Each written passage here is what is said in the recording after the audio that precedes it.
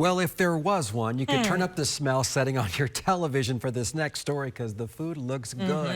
Chef Juvon is a local businessman who turned his love for cooking into a full-blown business during this pandemic. Christian Brewery details the journey of this resilient chef who's now cooking up meals to keep Central Florida strong.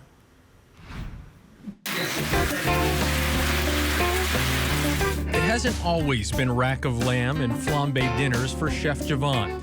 His story started back in New York in a hospital. I was walking around with kidney failure and didn't even know it. The kidney failure was a drastic side effect from a prescribed migraine medication. That led to 5 years on dialysis and eventually a successful kidney transplant. So that is what pulled me into the medical field. Juvon went on to work as a nurse technician at Mount Sinai Hospital in New York City, but he always had his eye and nose on becoming a chef. I still like to cook. I still have this talent. I still like the smell of onions and garlic caramelizing, the sound of the pan when you throw the sizzling, you know, that's what really sparked my interest. Then a couple years ago, he moved to Orlando and got a job at the Grand Bohemian as a line cook.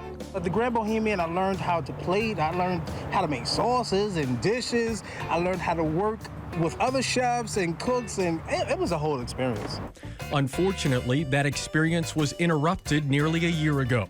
The pandemic happened in March, and they laid everybody off. I was like, I'm like normal like everybody else. I'm scared. How am I gonna pay my rent? Chef Juvon answered that question by quickly pivoting. He turned his side hustle of catering and meal prepping for friends and family into a full-blown business as a personal chef. I was fortunate enough to even hire people that was laid off with me. Cooks, servers. So now I'm obtaining these servers. No, I'm not stealing your staff. I'm getting people employment. I'm getting people work to get them to do what they love to do. And that was the best part about it. He now has 22 contracted employees working for him.